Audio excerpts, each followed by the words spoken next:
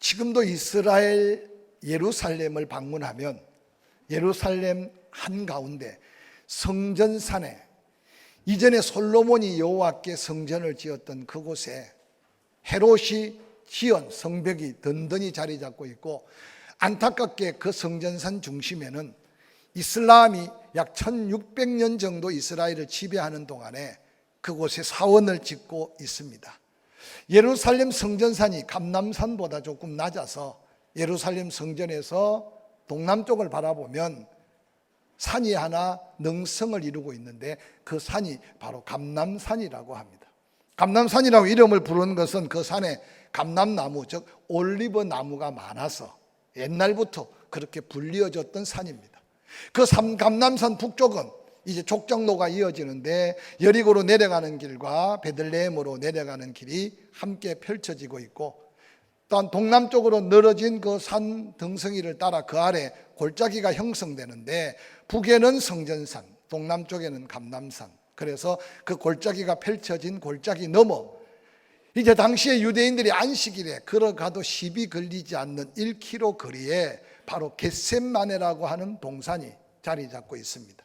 오늘 예수님이 기도했던 바로 그 자리가 바로 겟셋마네 그 자리였습니다. 조용히 한번 타임머신을 타고 그 장소로 한번 가보시기 바랍니다. 이제 땅거미가 졌습니다. 어두워집니다.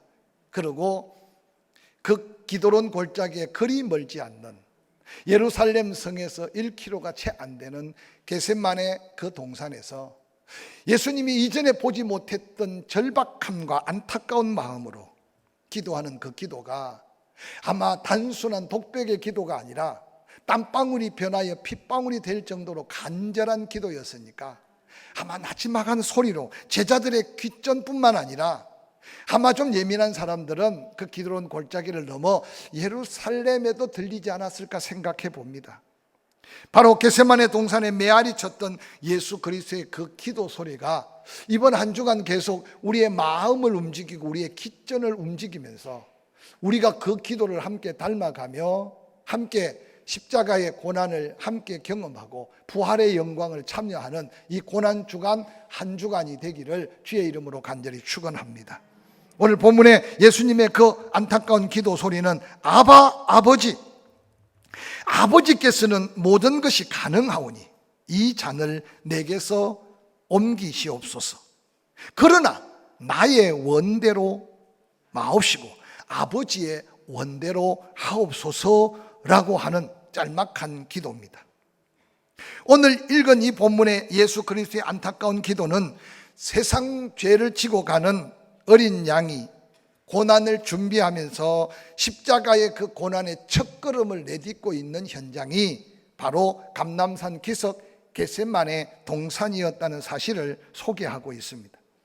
예수 그리스도께서 감람산 겟셋마네 동산에서 지셔야 할 고난을 당한 그 십자가를 앞에 놓고 땀방울이 변하여 핏방울이 되기까지 기도하신 그 모습, 예수님은 그 안타까운 상황을 맞이하면서 살아가는 제자들에게 당신이 가는 고난의 길, 지셔야 할 십자가, 그리고 죽음으로 끝나는 게 아니라 부활하실 것을 증거해 주셨습니다.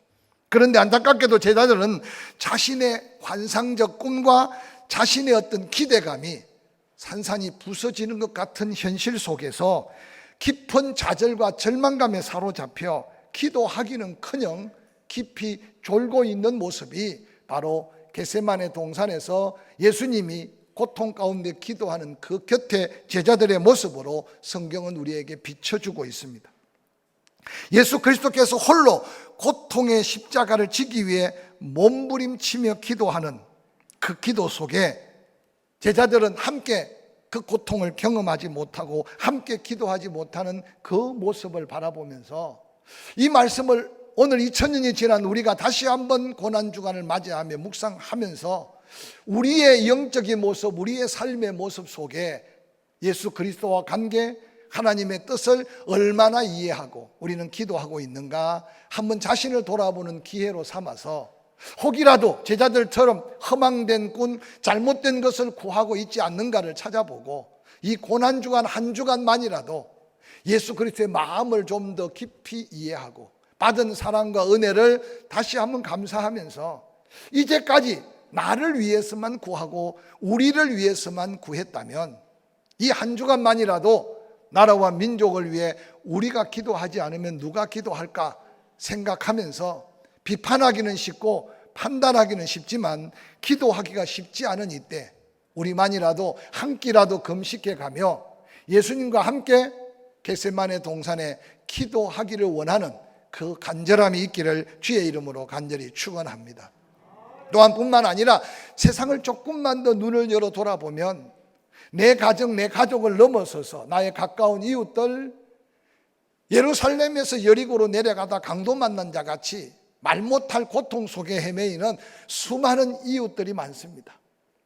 저는 예수님이 우리 위에 십자가 묵묵히 지고 가셨던 그 고난을 묵상해 가면서 우리가 져야 될 십자가, 나를 위해서, 의를 위해서 고난을 당하거나 박해를 받으면 복이 있다 하셨는데 우리가 작은 희생의 값을 치러가면서 한 끼라도 금식해 가면서 내가 전하지 않으면 구원받지 못할 영혼들이 발견되면 그 영혼들, 그 이름을 불러가면서 주님의 겟세마네 기도가 우리의 기도의 모습으로 함께 하나님 앞에 영광된 모습으로 살아 드려질 수 있기를 주의 이름으로 간절히 축원합니다. 겟세마네 동산의 안타까운 주님의 마음, 본문의 마가복음 14장 27절에 예수께서 제자들에게 말씀합니다. 너희가 다 나를 버리리라. 이는 기록된 바 내가 목자를 치리니 양들이 흩어지리라 하신 말씀을 이루기 위해서입니다. 그러나 내가 살아난 후에 너희보다 먼저 갈릴리로 가리라고 예수님 말씀하셨습니다.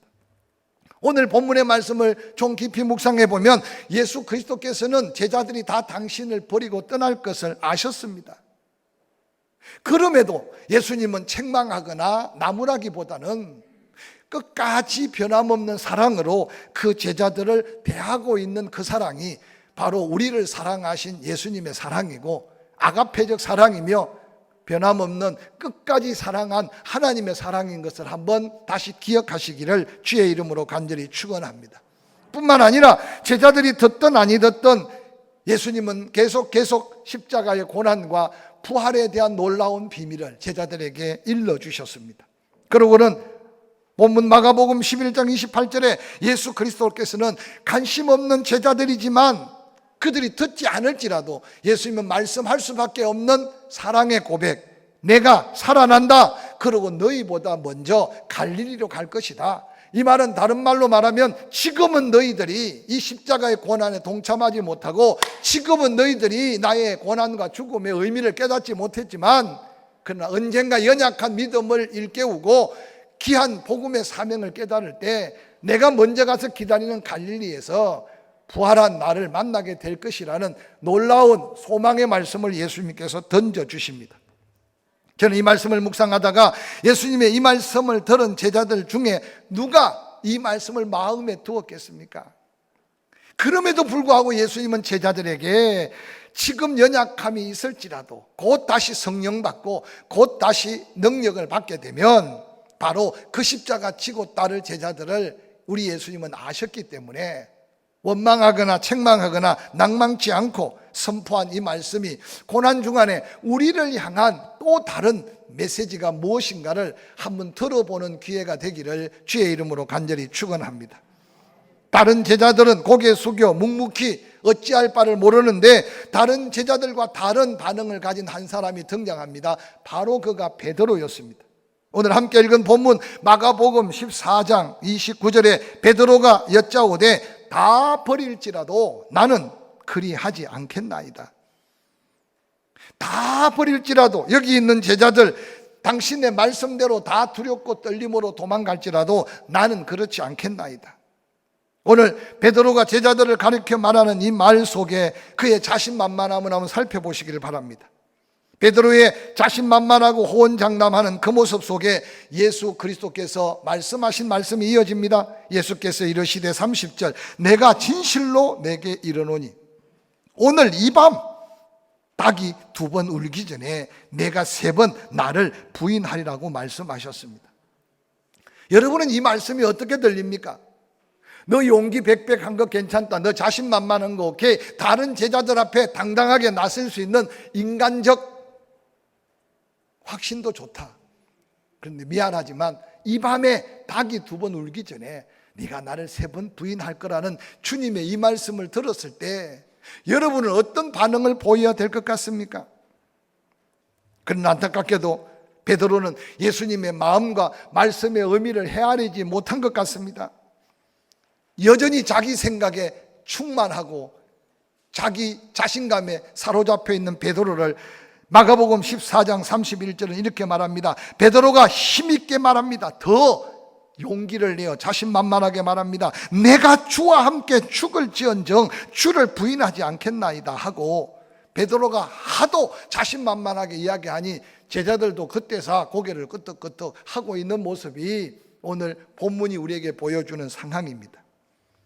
예수 그리스도의 경고적 메시지를 듣고도 아랑곳 없이 자기 자신의 충만한 베드로, 순교하겠다고 나서고 있는 베드로의 용기는 가상하지만 베드로는 몇 시간을 버티지 못하고 예수님의 말씀대로 모른다 저주하며 부인하는 베드로의 생애 속에 치명적인 실패의 모습을 우리에게 남기고 있는 모습을 성경을 통해서 발견하게 됩니다. 베드로는 다른 제자에게 뒤지기 싫은 자존감, 자만까지 가로쳐서 큰 소리는 쳤지만 인간적인 자신감, 인간적인 자존감으로 악한 사탄의 시험을 이길 수 없다는 사실을 베드로는 몰랐던 것 같습니다. 베드로가 왜 실패했을까요? 오늘 이 고난주간에 베드로가 실패했던 흔적들을 한번 더듬어 가면서 우리가 지난날 신앙생활 했던 흔적들을 한번 돌아보시길 바랍니다. 여기 김 베드로, 조 베드로, 박 베드로도 없지 않아 있을 수 있을 거예요. 은혜 받을 그때는 감격하고 성령 충만한 그때는 은혜 충만해서 자신만만하게 서약하고 서원하고 사명 앞에 당당하게 섰는데 어느 날 세월 지나가면서 내 자신감으로 이길 수 없었고 내 생각으로 극복할 수 없는 문제 앞에 혹이라도 무너져 버린 영적 모습을 가지고 몸부림쳐 본 적이 있다면 다시 한번 이 고난주간에 온전한 모습으로 예수 앞에서 주님이 원하시는 믿음의 고백으로 주와 함께 묵묵히 고난의 길을 걸을 수 있는 믿음의 회복, 사명의 회복이 있기를 주의 이름으로 간절히 축원합니다. 베드로가 자신만만한 자기 고백을 하고 난 다음 그것을 삶에 실천할 수 있는 믿음이 없었다는 사실을 성경은 우리에게 보여주고 있습니다. 여러분, 인생의 실패자들을 함께 살펴본 한 사람이 있습니다. 미국의 강철왕, 자선 사업가로 유명한 카네기가 자기 주변에 실패한 사람들을 모아보니 10가지 공통점을 발견하게 되었답니다. 한번 살펴보시고 여러분에게는 몇 가지나 있는지 한번 느껴보시기 바랍니다. 실패한 사람의 공통점 첫 번째, 모든 책임을 남에게 전가한다. 이런 사람은 다른 사람에게 핀잔을 들으면 본능적으로 핑계부터 먼저 한다. 두 번째, 열등의식과 자기 비하에 젖어 있다. 세 번째, 삶의 목표가 없다. 네 번째, 모든 것을 너무 쉽게 포기한다. 다섯 번째, 과거에 지나치게 연연한다. 여섯 번째, 독창력이 없다. 일곱 번째, 계획 없이 생활한다. 여덟 번째, 인생의 지름길을 찾느라 많은 시간을 허비하면서 노력하지 않고 성공의 왕도를 찾기에 급급하다. 아홉 번째, 자신의 능력에 대한 신뢰가 없다. 열 번째, 패배에 대한 원인 분석 없이 패배를 자연스럽게 받아들인다. 제가 이 내용을 글로 읽으면서 베드로의 삶의 10가지 중에 제법 여러 가지가 베드로의 모습 속에서 찾아볼 수 있어요. 지나간 베드로의 실패의 모습만 찾을 게 아니라 고난주간을 맞이하면서 이 10가지 중에 내 모습은 과연 몇 가지나 있는가 한번 돌아보면서 그 실패의 원인을 다시 한번 하나님의 은혜의 자리로 바꾸어 갈 수 있는 기도의 도전이 있기를 주의 이름으로 간절히 축원합니다. 10가지가 뭔가 벌써 다 잊어버렸죠. 한 번만 더 말씀해 주고 그래도 잊어버리면 다시 유튜브에 들어가서 이 설교를 한번 듣고 그리고 써볼 수 있고 또 자기에게 제일 단점이 되는 걸 한번 이 고난주간에 함께라도 금식해 가며 도전해 보시기를 바랍니다. 첫 번째, 모든 책임을 남에게 전가한다. 두 번째, 열등의식과 자기 비하에 젖어 있다. 세 번째, 삶의 목표가 없다. 네 번째, 모든 것을 너무 쉽게 포기한다. 다섯 번째, 과거에 지나치게 연연한다. 여섯 번째, 독창력이 없다. 일곱 번째, 계획 없이 생활한다. 여덟 번째, 인생의 지름길을 찾느라 많은 시간을 허비하면서 노력하지 않고 성공의 왕도만 찾는다. 아홉 번째, 자신의 능력에 대한 신뢰가 없다. 열 번째, 패배에 대한 원인 분석 없이 실패를 너무 자연스럽게 받아들인다. 여러분, 베드로가 실패한 원인을 찾아보려면 오늘 본문 속에 구체적으로 찾아볼 수 있습니다. 겟세마네 동산에서 예수 그리스도께서 땀방울이 변하여 핏방울이 되도록 기도하실 동안 베드로가 무엇을 했는가? 오늘 본문 마가복음 14장 37절 38절에 이렇게 기록하고 있습니다. 돌아오사 제자들이 자는 것을 보시고 베드로에게 말씀하시되, 시몬아, 왜 예수님이 베드로야 라고 말하지 않고 시몬아 라고 불렀을까요?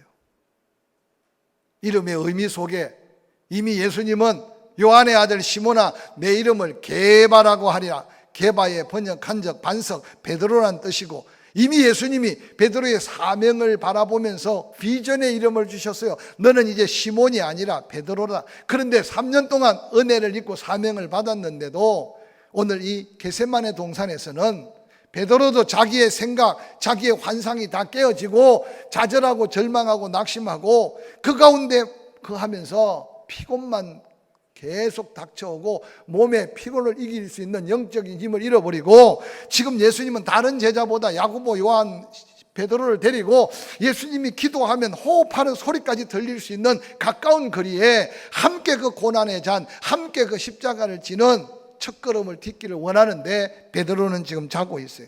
예수님이 베드로를 깨우면서 시몬아 자느냐, 시몬아 자느냐 라고 주님께서 안타깝게 깨우고 있는 그 음성을 한번 여러분의 마음의 귀로 들어보시기를 바랍니다. 내가 한 시간도 깨어 있을 수 없더냐? 내가 한 시간도 깨어 있을 수 없더냐? 그러면서 38절에 시험에 들지 않게 깨어 있어 기도하라.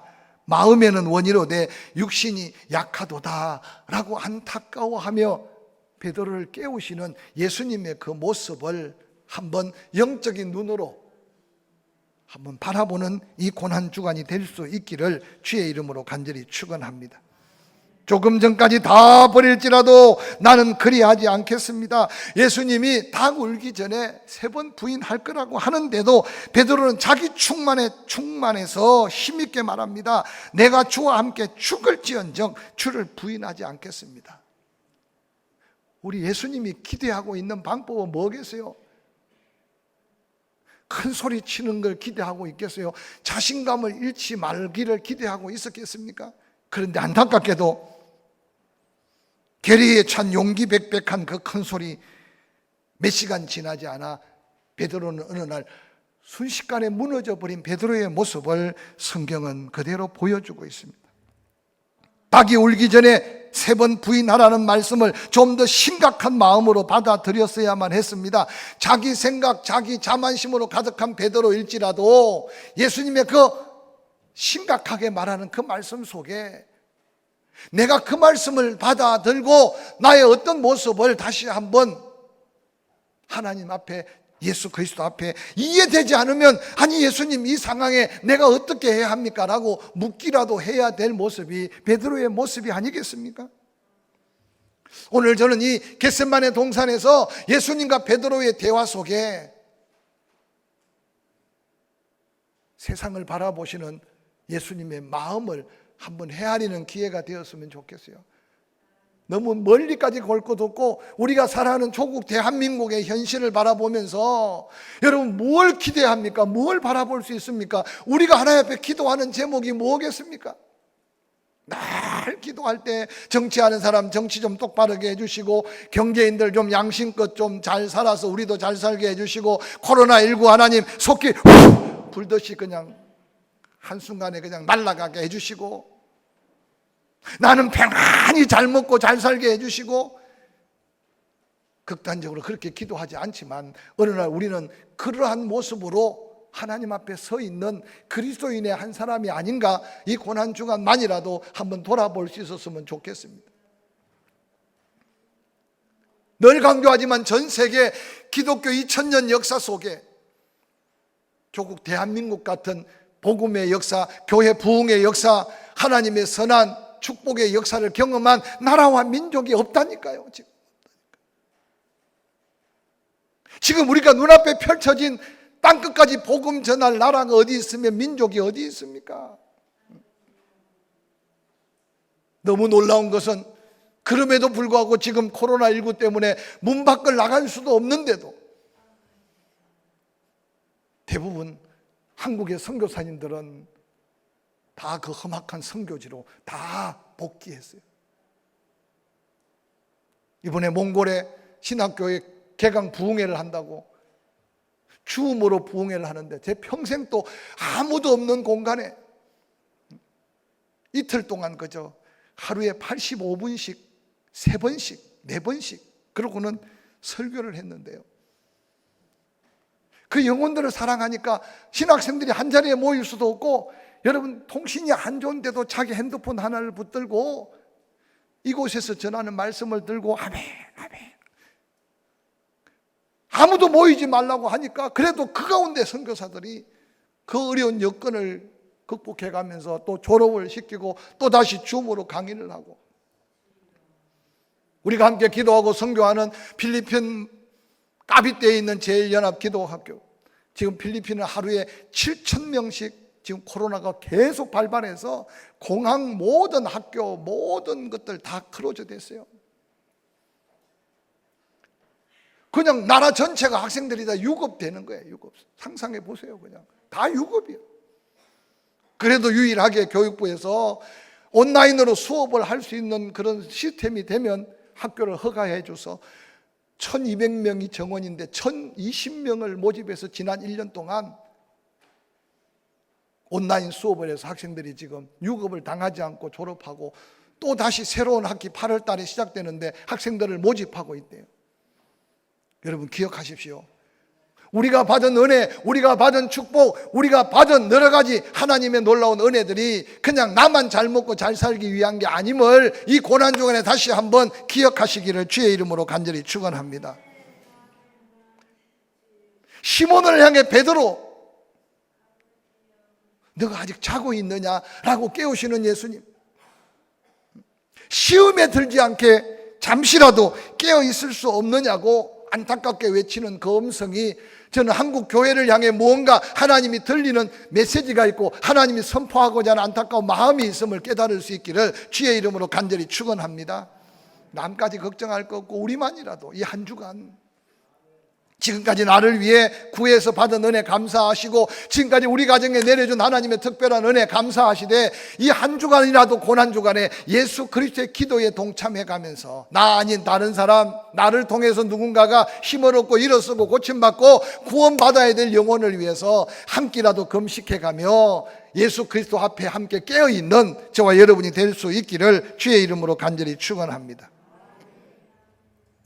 네가 아무리 자신만만하게 이야기해도 이 밤에 닭 울기 전에 2번 울기 전에 네가 나를 3번 부인하리라는 말씀을 들었다면 베드로의 모습은 어떠해야 되겠습니까? 교만한 마음은 기도의 능력을 상실하게 됩니다. 기도가 없어도 내 생각대로 이룰 수 있다, 될 수 있다 라고 보이지 않게 믿는 우리의 자신감이 때로는 하나님의 기대하심에 사명까지 내려놓는 시대 속에 우리가 살고 있지 않는가 한번 생각해 보시기 바랍니다. 함께 읽어 마가복음 14장 32절, 그들이 겟세마네 하는 곳에 이르렀습니다. 예수께서 제자들에게 이르시되 내가 기도할 동안에 너희는 여기 앉아 있으라 하시고 베드로와 야고보 요한을 데리고 가실새 심히 놀라며 슬퍼하사 34절 말씀하십니다. 내 마음이 심히 고민하여 죽게 되었으니 너희는 여기 머물러 깨어 있었으면 좋겠다. 감람산의 이 겟세마네라는 동산은 아마 감람산에 많은 올리브 나무의 열매를 짜서 이 겟세마네 동산에서 아마 올리브를 짜는 올리브 틀이 있었던 것 같아. 그래서 이 겟세마네라는 이름의 뜻은 올리브를 으깨어 기름을 짜는 틀이라는 뜻입니다. 그런데 놀랍게도 예수님께서 고난의 첫걸음 십자가를 지기 전에 그 안타깝고 고통스러운 마음으로 자기 몸을 짜가며 땀방울이 핏방울 되도록 한 방울 물과 피 남김없이 흘려야 될 고난을 준비하면서 기도했던 그곳이 바로 겟셋마네였다는 사실을 다시 한번 기억해 보시기를 바랍니다. 내 마음이 심히 고민하여 죽게 되었으니 너희는 여기 머물러 기도해 달라고 깨우고 계신 모습. 여러분, 3년 동안 제자들이 예수님을 따라다니면서 한 번도 약한 예수, 연약한 예수, 아니 당신을 위하여 기도해 달라는 예수 그리스도의 모습을 제자들이 본 적도 없고 들은 적도 없어요. 예수님이 가시면 귀신이 떠나가요. 예수님 말씀하시면 고침받지 못할 불치의 병이 고침받아요. 죽은 자도 살려내요. 바다의 풍랑까지 잔잔케 말씀으로 역사해요. 보리떡 5개, 물고기 2마리로 5,000명을 남기고 여러 먹이고 12광주를 남겼어요. 그들이 환상을 가질 수밖에 없는 것은 예수님만 계시면 굶어 죽을 염려 없고, 예수님만 계시면 병들어 죽을 염려 없고, 예수님만 계시면 그 어떤 군대도 물리칠 수 있는 능력. 그래서 그들은 메시아로 오신 그리스도가 예루살렘의 왕으로 오신 줄만 알았어요. 인간적으로 이해는 돼요. 그 예수님이 자꾸만 자기들을 때리는 헛소리같이 십자가를 지고 죽는데요. 죽는다는 소리에 좌절하고 절망한 나머지 3일 만에 다시 부활한다는 소리는 그들에게는 아무 의미가 없었어요. 왜냐하면 그들이 기다렸던 메시아는 죽음을 이기는 불사조, 살아서 영원히 자기들의 세상의 영광을 보장해 줄 주님이 바로 그들이 바라봤던 그리스도였어요. 좌절과 절망 속에 한순간에 몰려오는 피로도 그들은 예수 그리스도께서 심히 마음이 고민하고 죽게 되었다고 기도해달라는 예수님의 마음을 헤아릴 수 있는 여유가 없었어요. 여러분의 삶은 어떻습니까? 교회의 모습은 어떻습니까? 저는 두렵고 떨리는 것이 우리가 어느 날 은혜 받은 위에 더한 은혜를 구하다가 세상 것에 너무 많은 필요에 쫓겨다니고 있지 않는가 돌아봐야 될 때가 아닌가 싶습니다. 한국 교회 얼마나 화려합니까? 얼마나 큽니까? 이제는 큰 것도 자랑할 때가 지냈고 화려한 것도 자랑할 때가 지나가는 때 우리가 살고 있음을 한번 기억해 보시길 바랍니다. 우리 앞서 유럽, 우리 앞서 미국 대륙 끊임없이 복음의 흔적 속에 하나님의 실패하신 하나님은 아니지만 우리에게까지 이 놀라운 땅끝까지 복음 전할 사명을 주신 것은 우리 때 감당해야 될 하나님의 놀라운 축복의 조건임을 잊지 않으시기를 주의 이름으로 간절히 축원합니다. 이 촛대가, 이 하나님의 영광스러운 사명이 혹 어느 민족으로 갈 수 있을지는 모르겠지만 아직까지 우리를 붙들고 계신 한 우리 한 사람 한 사람이 주님의 마음을 헤아려 가면서 십자가 앞에 단단히 서고 내가 져야 될 십자가 아름답게 질 수 있는 멋진 그리스도인의 삶을 도전하는 저와 여러분이 될 수 있기를 주의 이름으로 간절히 축원합니다. 제자들의 안타까운 모습 속에 예수님은 기도합니다. 이 때가 자기에게 지나가기를 구하여 이르되 아빠 아버지여, 아버지께서 모든 것이 가능하오니 이 잔을 내게서 옮기시옵소서. 그러나 나의 원대로 마옵시고 아버지의 원대로 하옵소서라고 기도합니다. 예수님은 십자가를 져야 할 때를 아셨습니다. 이 때가 그때였습니다. 그 십자가의 잔의 고통을 예수님은 아셨습니다. 제자들은 쉽게 당신이 지는 십자가, 당신이 마시는 잔 우리도 마실 수 있다고 했지만 그들은 그 잔 앞에, 그 때 앞에 다 도망가 버렸습니다. 지난주 말씀 나누었지만 깨닫지 못하고 지난날 다시 한번 성령 받고 사명을 맡은 후에 그들은 그 때를 알았습니다. 그들은 뒤늦지만 그 잔을 마셨습니다. 우리에게 전해진 복음도 누군가 진 십자가, 누군가 마신 그 순교의 잔 때문에 우리가 그저 받은 은혜로 구원받은 하나님의 백성 된 것을 기억하시길 바랍니다. 근데 우리 주님은 그렇게 말합니다. 아무든지 나를 따라오려거든 자기를 부인하고 자기 십자가를 지고 나를 따라야 한다고 말했습니다. 이 고난 주간에 여러분의 사명에 따라 무게감이 다르겠지만 내가 지고 가는 십자가가 있는지 다시 한번 더듬어 살펴보시길 바랍니다. 아니, 내가 주의 영광, 주의 뜻을 위해 쓰디쓴 잔을 내가 지금 혹시 마시고 있는가 한번 점검해 보시기 바랍니다. 고난 없는 영광, 십자가 없는 면류관이 없다는 말을 수없이 들으면서도 우리는 조그마한 양심에, 자존심에 손상만 돼도 여지없이 십자가를 등지는 우리의 연약함을 이 고난 중간에 다시 한번 치유받을 수 있기를 주의 이름으로 간절히 축원합니다. 세상이 뭐라 하든지, 다른 사람은 어떻게 십자가를 지고 가든지 간에 우리만이라도 우리 주님 안타깝게 기도하는 이 기도 속에 우리도 함께 기도하며 함께 그 주님의 고난의 길을 걸을 수 있는 담대하고 멋진 그리스도인의 모습을 회복하는 저와 여러분이 될 수 있기를 주의 이름으로 간절히 축원합니다.